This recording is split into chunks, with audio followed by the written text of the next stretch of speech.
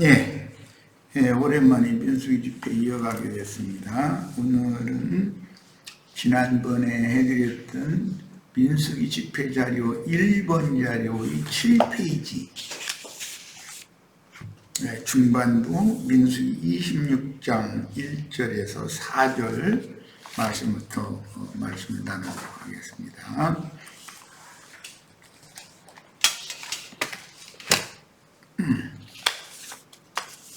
자, 들어갑니다. 용병 후에 여호와께서 모세와 제사장 아론의 아들 엘르아살에게 일러 가라사대 이스라엘 자손의 온 회중의 총수를 그 조상의 집을 따라 계수하되 이스라엘 중에 무릇 20세 이상으로 능히 싸움에 나갈 만한 자를 계수하라 하시니 모세와 제사장 엘르아살이 여리고 맞은편 요단과 모압 평지에서 그들에게 고하여 가로되 여호와께서 애굽 땅에서 나온 모세와 이스라엘 자손에게 명하신 대로 너희는 20세 이상 된 자를 계수하라 하니라.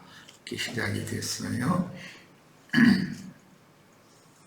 이미 민수기 1장에서 출애굽 후 만 1년 1개월이 지난 출애굽 2년 2월 1일에 시내 광야에서 이스라엘 자손의 모든 회중 각 남자의 수를 그들의 가족과 종족을 따라 그 명수대로 계수하되 20세 이상으로 싸움에 나갈 만한 모든 자를 군대대로 계수하되 매 지파의 각기 종족의 두령 한 사람씩 함께하게 하셨습니다.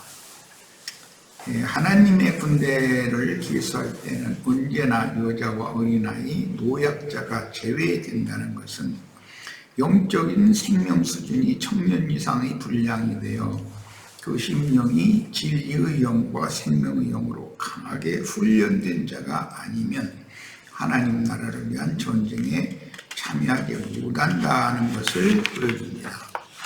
이 말은 성도들이 주 안에 깊이 뿌리를 내리고 교회 생활을 통해서 그 생명이 청년 이상으로 성숙되어 사람의 괴설과 각종 교리의 풍조에 밀려 요동하지 않을 만큼 영적 지각이 생겨서 원수의 미혹을 이길 수 있는 수준이 된 자들에 대한 영적인 표현입니다.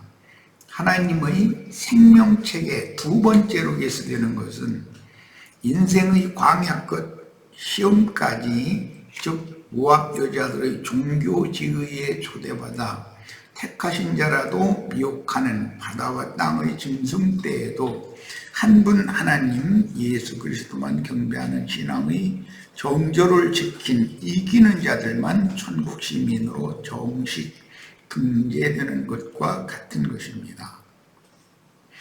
홍해를 건너 광야에 남은 백성들이 광야 끝에서 음료의 미혹을 이긴 이후에 두 번째로 계수된다는 것은 이스라엘 역사에서는 바벨론 포로에서 노연한 자들이 본토로 귀환하여 성전을 다시 건축하고 무너진 예루살렘 성을 수보한 이후에 돌아온 무리로 성경책에 다시 기록한 것과 같습니다. 에스라서나 느헤미야서에 보면 바벨론 포로로 쫓겨났다가 돌아온 무리를 다시 계수해서 그 생명책인 성경책에 등재를 시키죠. 그리고 각 지파의 종족에 따라 계수한다는 것은 하나님의 군대를 편성하되 각 가족의 계보에 따라 편성하여 동질의 생명을 사랑함으로 전쟁에서도 자신의 목숨을 바쳐서라도 가까운 본속을 서로 지키며 끝까지 싸워 이기는 영적인 위계 질서와 훈련 및 전쟁에서의 일사불란한 통솔을 위한 것입니다. 당연히 약속의 땅을 기업으로 받을 때도 각각의 지파별로 받으며 지파 내의 기업을 또 종족대로 분배받는 원칙은 생명률에 따른 교회 생활의 엄연한 실행에 있어서 각 지파와 가족 단위 생명의 결속을 위한 거죠. 가정생활이 매우 중요하니 구원도 너와 네 집이 구원을 받는다라고 기록하신 생명의 말씀을 깨달을 수 있습니다. 나 한 사람만의 구원이 목적이 아니죠. 집이 구원을 받는 거죠. 그건 각 가문별로 구원받는다는 말이에요. 이것은 모세의 장인이 모세에게 전수해준 종교적인 조직이나 계급 체계가 아니고 하나님 권속들의 가족관계를 이루는 자연스러운 생명률에 따르는 천국의 질서입니다. 모든 성도는 누구나 주님의 양들이며 주 안에 속한 영혼들이며 주님은 자신의 양들을 제자들에게 위임하고 맡기시되 12 제자들을 머리, 즉 장로로 삼아 그 제자들의 머리됨 아래 어떤 양은 누구에게 속하여 주님을 섬기도록 권하셨습니다. 주님은 어떤 목자를 우선 세워야 되는 거죠. 그리고 어떤 양들을 어떤 목자에게 이제 맡겨야 되니까, 그래서 주님이 이 생에서의 사역은 12 사도들을 온전케 하는 그 사역이 중심이었다는 것을 알 수가 있어요. 이 땅에 세워진 교회들은 당연히 주의 제자 중 누구에게 복음을 듣고 믿어 어떤 교회 생활을 실행할 것인가 하는 주님의 정하심에 따른 것이며, 구속받은 성도는 어떤 가족의 일원으로 그 가정에 태어나서 자라고 생명의 유업을 그 가정 안에서 상속받게 되는 것입니다. 속세의 혼인의 예를 보더라도 우연찮게 그런 아내와 그런 남편이 가정을 이루게 되죠. 그것은 사실은 그 사람이 원해서 한 것 같은 그런 형식은 그렇게 되어 있지만 사실은 그게 아닙니다. 하나님이 어떤 남편, 어떤 아내가 서로 배필이 되도록 하나님이 이걸 정해놨기 때문에 그렇게 되는 거죠. 세상에 많은 남자가 있고 여자가 있는데 왜 그 사람의 눈에는 그 사람이 갑자기 그 결혼할 즈음에 그렇게 사랑스러워 보이고 좋아 보이겠어요? 그 하나님이 그 짝을 맺어주신다라는 걸 보여주는 거죠. 그것은 생명의 법칙인 것이지 사람이 인위적으로 하는 게 아니죠. 이 말은 전적으로 생명률에 따라 각 지파와 종족 단위로 각 가정 안에서 생명의 유업을 상속받게 된다는 말이며, 각 지파와 각 종족의 계보에 따라 그리스도를 영원한 기업으로 상속받게 된다는 뜻입니다. 그러므로 어떤 목자에 속한 양이든 다 주님의 소유이나 어떤 사역자에게 맡겨진 양이라면 그 가족을 이루게 될 것이므로 각 성에 세운 교회들의 사역자들끼리 서로가 양들을 자기에게 이끌기 위해서 헛된 다툼이나 분란을 일으키지 말아야 합니다. 분란을 일으켜도 소용이 없어요. 억지로 저쪽 예배당에 간 사람 우리 예배당에 끌어와도 나갈 사람 다 나가고 들어올 사람 다 들어오는 거예요. 그건 모르는 거예요. 생명의 흐름은 자연스러운 것이지 억지로 되는 것이 아니며, 비진리에 속한 것이나 다른 영을 전파하는 것이 아니라면 어떤 은사자의 사역을 서로 존중하고 서로 유기적으로 상통할 줄 알아야지 자기 독선에 떨어지면 당을 잃게 되어 주님의 일을 그르칠 수가 있으므로 매우 조심해야 합니다. 이미 상관바와 같이 애굽에서 나온 뒤에 광야에서의 싸움은 세상에 대한 싸움이요 내 속에 있는 혈과 육에 대항하는 싸움으로서 옛사람을 벗어나는 개인적인 싸움이며, 광야를 거쳐 가나안 땅에 들어가서 싸우는 전쟁은 복음 전파를 통해서 각 성마다 영적인 천국인 장자적 후사들의 교회를 세우기 위한 진리 싸움입니다.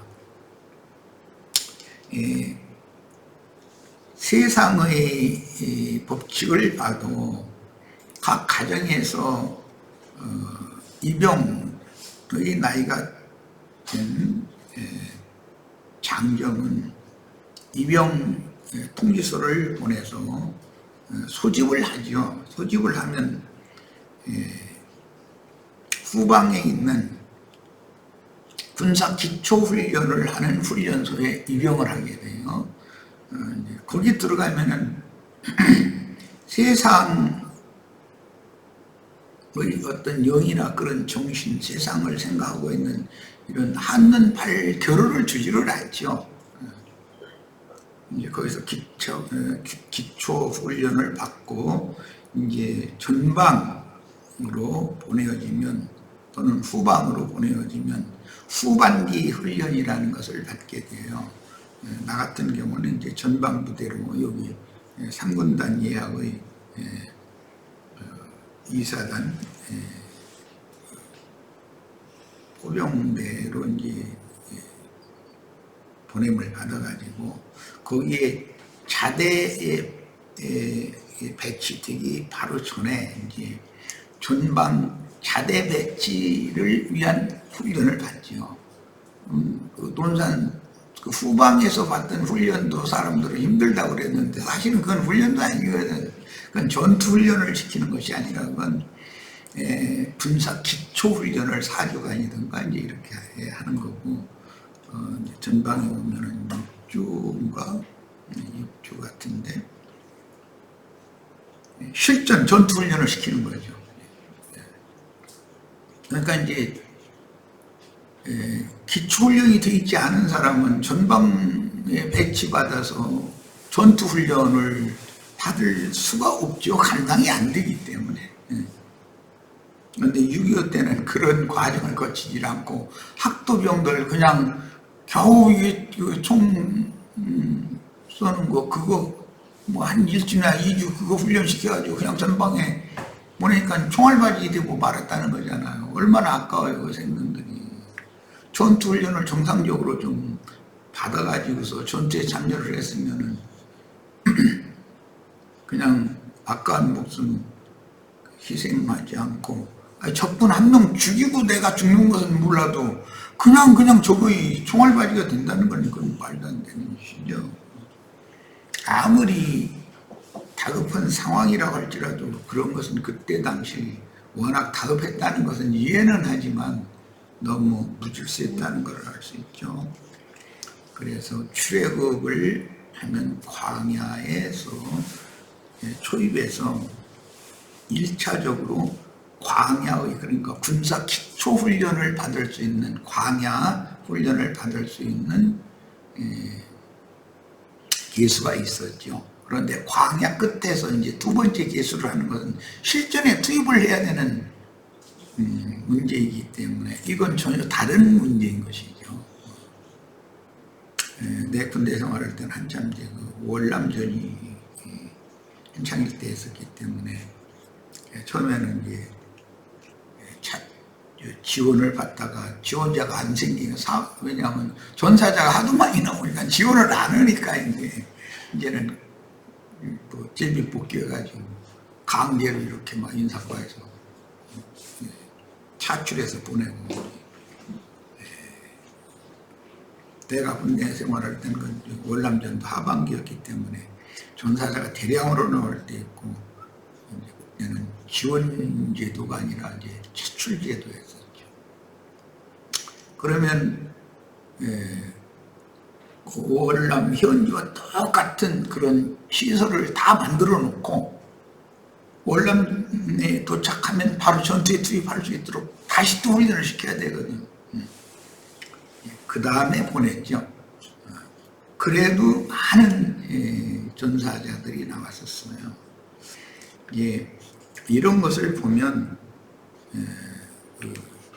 군 이제 훈련소, 후방 훈련소가 아니라 이제 전방 훈련소 입구에 보면 훈련은 전투다 이렇게 써 있죠. 크게 훈련 받다 죽으면 전사 처리를 해주는 것이거든, 전사자로. 그만큼 훈련과 전쟁은 같이 이렇게 취급을 해서 실전과 똑같은 훈련을 시키고 나서 자대 배치를 시키죠. 그 다음에 최전선의 그 초병으로 내보내도, 물론 뭐 쫄병 때는 초병 같이 혼자 내보내거나 뭐 이렇게는 않는데, 이제 익숙한 상병 병장 이제 이런 선임병들과 일병들이 한 사람 딸려서 이렇게 내보내고 이렇게 훈련이 된 그 사람이 이제 상병이 되고 병장이 되면 또 자기 이제 후배가 들어오니까 그 사람들도 교육시키고 이런 게 들어가죠. 그러니까 그런 것은 너무 잘하는 것 같아요. 그렇게 해야 만약에 실전이 벌어졌을 때 즉각 여기서 대응을 할 수가 있는 것이고, 여기 아무 준비도 없는 상태에서 예를 들어서 군사 기초훈련이라는 거 겨우 바꾼 후방에서 훈련받는 사람들, 만약에 그 사람들 취준방에다 갖다 배치해가지고 전쟁 벌어지면 그건 뭐 당연히 뚫리는 거죠. 하나님이 영적 전쟁을 하실 때에도 이렇게 두 번의 계수를 하는 것은 하나님의 생각이 얼마나 용의주도한가라는 것을 볼 수가 있고, 계수를 할 때는 각 지파별로, 지파에서도 종족 단위로, 그러니까 가족 단위로 모병이 되어지고 훈련도 그 가족 단위로 받고 이렇게 해서 전쟁의 투입도 그렇게 하는 거단 말이에요. 그러면은 전쟁의 그 훈련이나 전쟁의 효용성이 어마어마하게 극대화될 수 있는 거죠. 뭐 적의, 그때는 이제 역탄전을 하는 때니까 적의 칼이나 창이 자기 뭐 부친이나 자식이나 조카나 형님이나 누구를 위해를 가하는 싶으면 목숨 걸고 싸우거든요. 그리고 누군가 가족 중에 누가 피를 흘리면 눈 뒤피죠. 막 그러니까 당연히 이스라엘은 강문일 수밖에 없었던 거죠. 당할 수가 없는 거죠. 의무적으로 뭐 가나안 족속들은 대부분 모병에도 이제 돈 주고 사온 그런 병사들이었기 때문에 그렇게 목숨 걸고 싸울 필요가 없는 사람들이잖아요. 살아 돌아가는 것이 목적이지. 그 사람들은, 이스라엘은 그 땅을 정복하는 것이 목적이고, 근데 벌써 전쟁의 목적이 다르잖아요.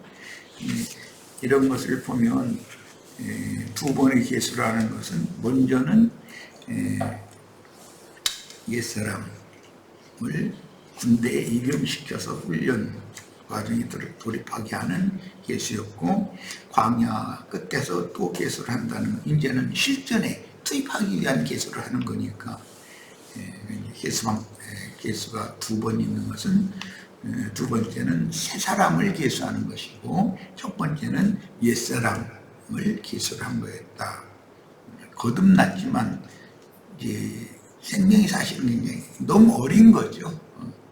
그런 사람들을 40년이나 광야 훈련을 시키고 나서 다시 계수를 한다는 건 하나님의 영적 전쟁이라는 것이 뭔가를 이제 우리로 하여금 깨닫게 하는데 도움을 주죠. 이미 상고한 바와 같이 애굽에서 나온 뒤 광야에서의 싸움은 세상에 대한 싸움이요 내 속에 있는 혈과 육에 대항하는 싸움으로서 옛사람을 벗어나는 개인적인 싸움이다. 광야 연단이라는 것은 나 자신과의 싸움을 시키는 것이죠. 이것은 기초훈련이니까 이것은. 그러나 이 가나안 땅의 전쟁이라는 것은 실전에 투입된 거, 이것은 복음 전파를 직접 해서 사람들의 영혼을 사로잡아서 하나님의 것으로 바치는 전쟁을 하는 거니까 이제 가나안 땅 정복 전쟁이라고 그러죠.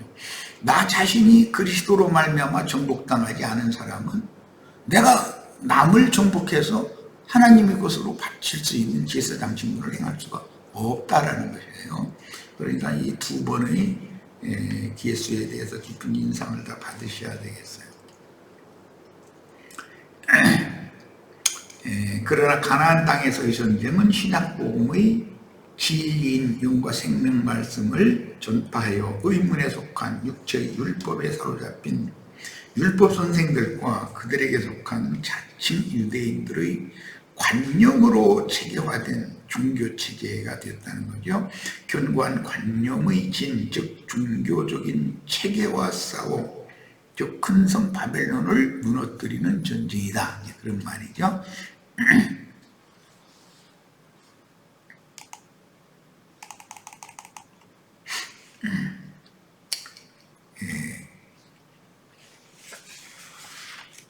가나안 땅 정복 전쟁이라는 것은 복음을 전파해서 사람들 속에 조성되어 있는 세상적인 사고와 관념을 완전히 제거시키고 하나님께 회개하고 돌이키게 만드는 것이 가나안 땅 정복 전쟁이니까 영혼을 정복하는 것이란 말이에요.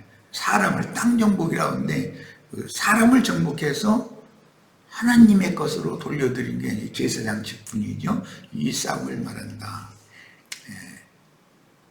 그 다음에 그 실제는 예수 이름으로 이 세상의 우상 잡신들을 숭배하는 다신주의 종교인들을 물리치고 그들의 종교 체제인 큰 성 바벨론을 무너뜨리고 신자들을 하늘에 기록한 장자들의 교회로 추수하여 신앙을 회복하도록 도와서 주와 그 그리스도의 왕국을 세우는 것입니다. 가나안 땅 정복 전쟁, 가나안 땅 정복 전쟁, 여기에 대해서 오늘은 명확한 이해가 필요해요. 이제 성경에 보면 그 땅이라는 이제 말씀이 참 많이 나와요. 하늘과 땅, 하늘은 쌍수로 돼 있죠.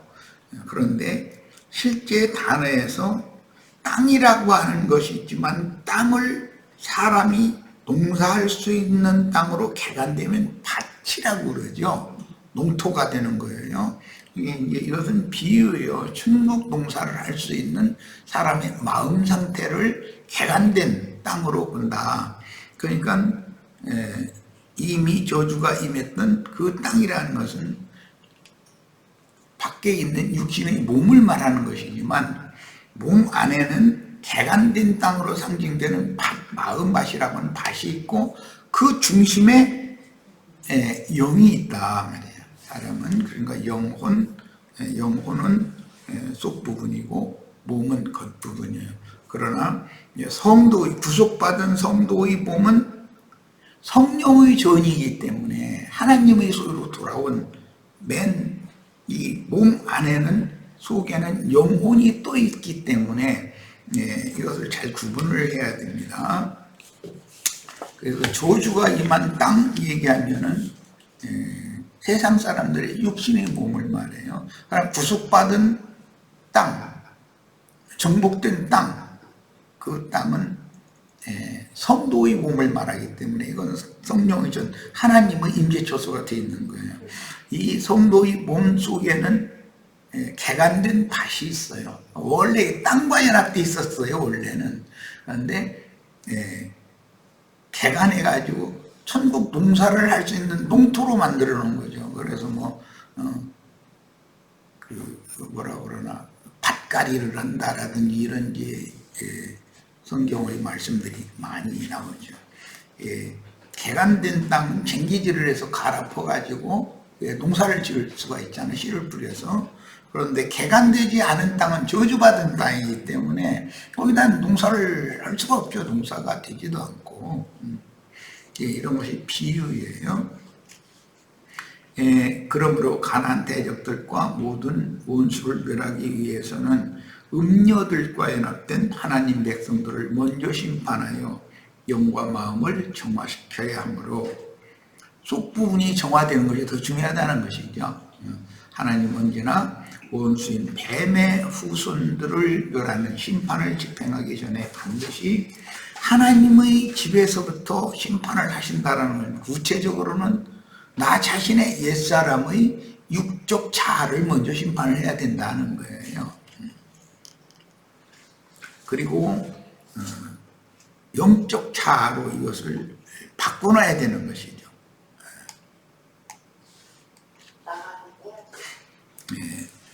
예수님과 제자들이 유대교라는 종교체제와 싸우다가 순교하심으로 전사한 것과 같이 그 당시 이스라엘은 함족 속 구성의 종교체제와 싸워 이기므로 약속의 땅을 정복하고 하나님 나라를 세워 하나님께서 구속하신 모든 생물을 하나님의 동역자들과 함께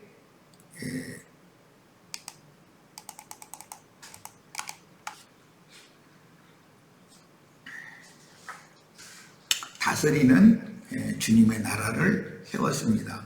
주님의 왕국이 임하기 위해서는 먼저 원수와 영적으로 하나 된 이스라엘 백성들이 심판받아 정화된 후에야 먼저는 개인적으로 내 육적 자아가 정화돼야 되고 이제 실전에서 전도를 해서 사람을 얻어오는 것, 사로잡혔던 자를 다시 사로잡아서 하나님의 완전한 소유로 되돌려놓는 이게 이제 가나안 땅의 정복 전쟁이라 그러는데 그 가나안 땅 정복 전쟁이라는 건 복음 전파를 말하는 거예요. 땅을 정복한다 그러지만 실제로는 세상적인 사고와 종교적인 굳어진 마음으로 굳어져 있는 사람들에게 전도를 해서 그 사람들을 회개하고 돌이키게 만드는 기본적으로 중요한 것이죠. 그리고 회개하고 돌이킨 그 영혼들을 하나님의 것으로 그리스도의 것으로 바치는 것이 제사장, 복음의 제사장 직무이고 이것을 가나안 땅 전쟁으로 상징이 되었다. 그런 말이에요. 복음 전파는 이렇게 중요한 거예요. 구약시대의 제사장 직분은 신약시대에 복음을 전하는 사명을 수행하는 직분을 상징하는 거예요. 로마서 15장 16절에는 이방인을 하나님이 받으심직한 거룩한 제물로 드리는 복음의 제사장 직무를 바울이 나에게 맡기셨다. 그렇게 표현했어요. 그럼 바울만 복음의 제사장이면 안 되죠. 왜? 제사장들의 나라가 되어야 되니까.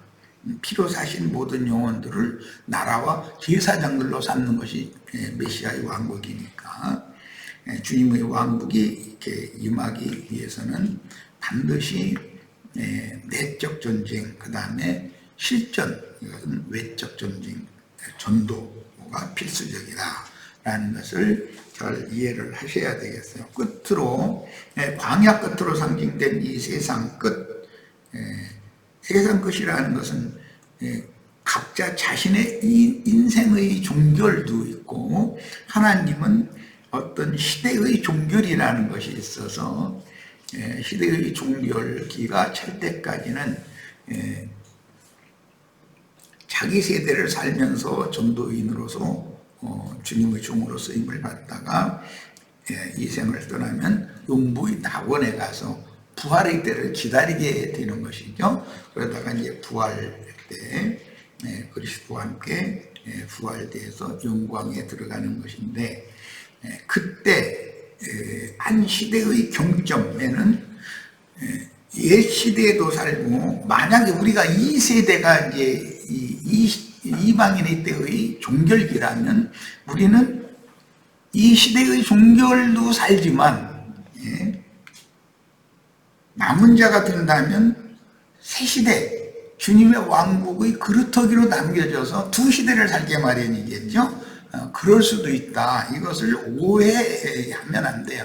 두 시대를 산다 할지라도 그 다음 시대에 넘어가가지고서 그 사람이 육신을 입고 영생하는 건 아니지. 언제 죽어도 죽게 마련인 거기 때문에 이런 점에 있어서는 깊은 이해가 필요합니다. 자, 첫 시간은 여기서 마치고 잠깐 쉬었다. 두 번째 자료 오늘 해드렸는데 이 자료 말씀을 한 시간 나누겠습니다. 잠깐 쉬었다 이어갑니다.